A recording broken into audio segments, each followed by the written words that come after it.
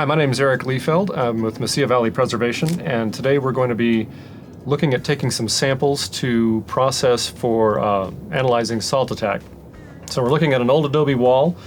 This is probably about an 18-inch thick Adobe wall. You can see the mud plaster and a little bit of straw showing here. What we see down here is kind of the stereotypical example of salt attack. Moisture has been rising in this wall. As it evaporates from the surface of the wall, it leaves behind salts that were dissolved in the moisture. Those salts crystallize, forming in the pores of the adobe. As they do so, they exert enormous forces on the adobe itself, fracturing it sort of at a microscopic level. This very fine powder that you see here is the result of that. And unfortunately, what happens over time, if you have enough salts, is you end up doing structural damage to the wall. And here you can see how this wall has coved. We use the word coving to describe the result of the salt attack. So today we're going to be drilling into this wall, taking essentially a core sample of the wall to analyze for salt concentrations. To be doing that, we'll be using a number of tools. We'll be using this tool here, which is essentially just a regular masonry bit.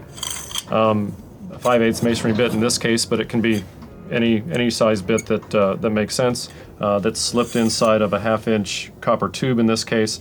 Any size masonry bit could be used depending on whether you're trying to drill into an adobe wall or whether you're trying to drill into a different type of a masonry wall. The copper tube is marked in 1-inch increments, so we'll be essentially taking a sample from our little core sample in 1-inch increments. And we'll be taking each of those samples and then testing them for their salt concentrations. So we've got our drill, you see mounted here in a cordless drill. Any old cordless drill will work just fine. We've also got a set of collection bags labeled in incrementally so that we can put our samples in those. We've got a vacuum for cleaning out our holes because we're going to be drilling from the surface of the wall, which has a higher salt concentration, towards the interior of the wall, which has a lower salt concentration typically. So we want to be sure that we don't cross-contaminate our samples as we go in.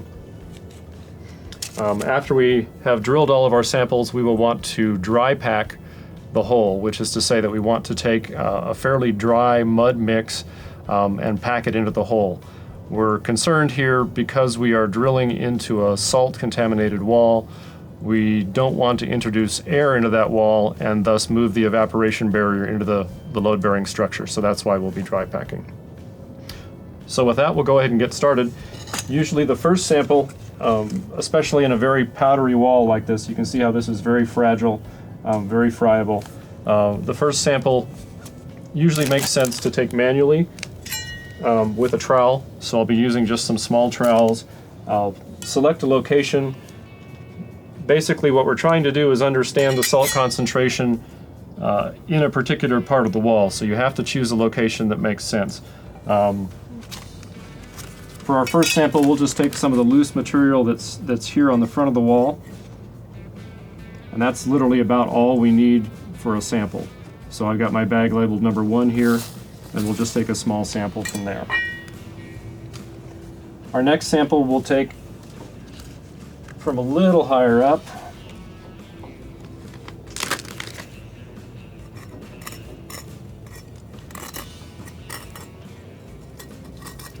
And I'm getting just material off the surface of the wall here that's hopefully representative of, really the surface of the wall.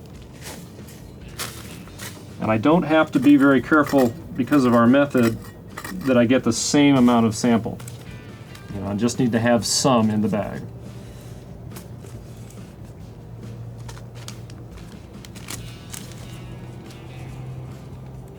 And it's worth sealing up the bags because sometimes they tip over and spill. At this point, I'm going to go ahead and drill my first sample. The way this tool works, as the masonry bit cuts into the wall, the tube is going to actually capture my sample. So I'm using the tube to help define the hole, but also to capture the actual sample. Greg, if you come help me hold a bag or two, that would be great. So I'm going to choose a location right about here. Put the drill in forward, make sure I'm relatively level. And what I'm doing is holding on to the outside of the tube and letting the drill bit rotate inside of it.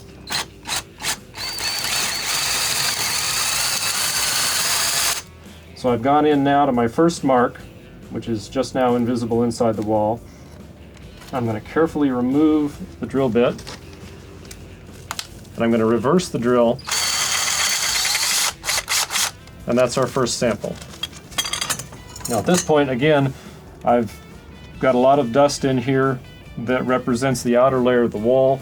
I want to make sure that I remove as much of that as I can so that my subsequent samples are as clean as possible.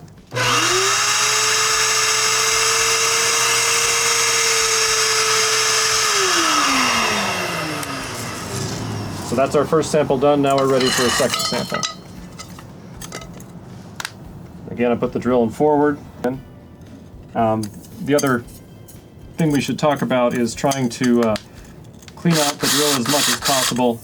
So sometimes I'll just reverse it and knock as much of the dust out of it as possible. Ideally, we should clean this a little more carefully, but we'll just go from there. So once we're inserted to the back of the hole, drills in forward, we'll just drill another sample.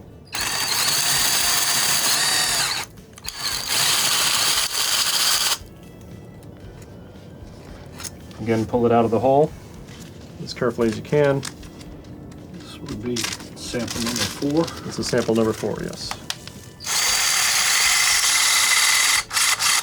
And one of the nice things, if you notice as it comes out of the drill has actually done a fairly nice job of homogenizing our sample for us. So we get a nice homogeneous powdery sample that's all representative of that piece of the wall.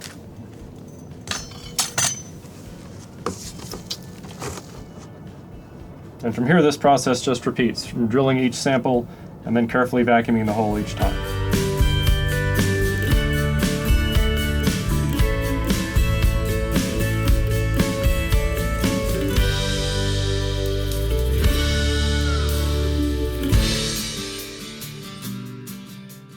Okay, so now we're going to drill our last hole.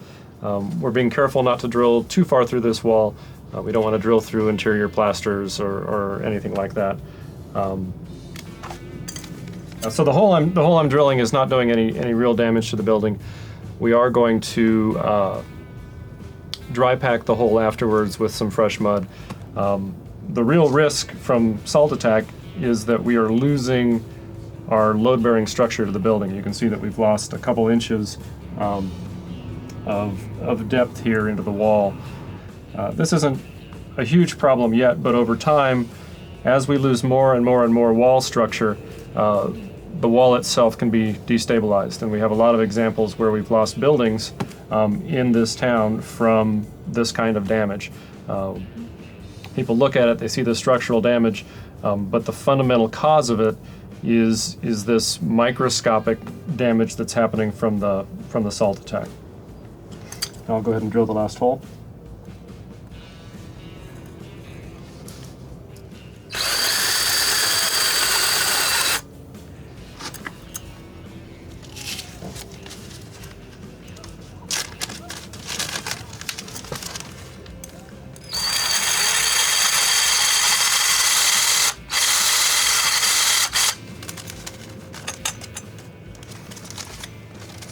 Now at this point, we want to dry pack the hole with some relatively dry mud.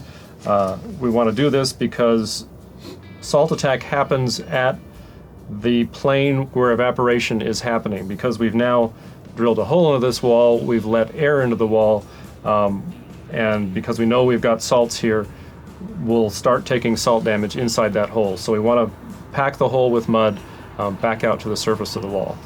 Okay, so what we have here is what we call dry pack. It's literally just a fairly dry mud mix. You can see that it's fairly crumbly, but it's wet enough that I can form it in my hand. So what I'm going to do is roll it up into an elongated ball.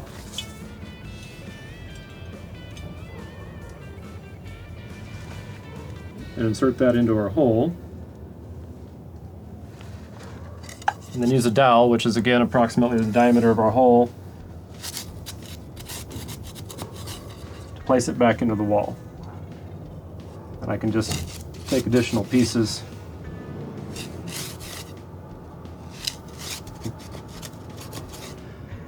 So again, we're just going to push our dry pack material into the hole. It helps to form it up a little bit in your hand before you do that.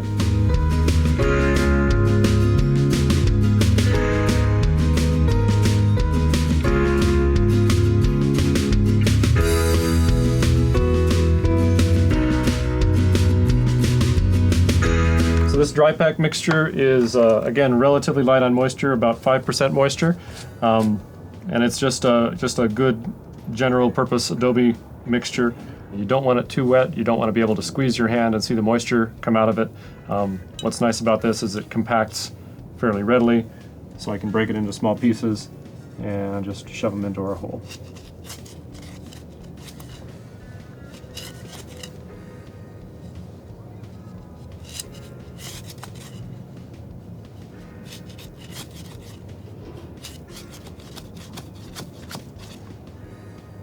And again, we're packing with as much force as we can,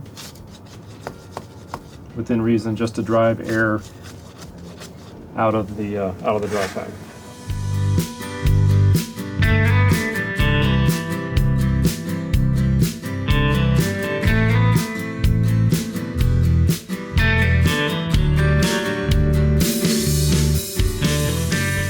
And with that, our wall is patched.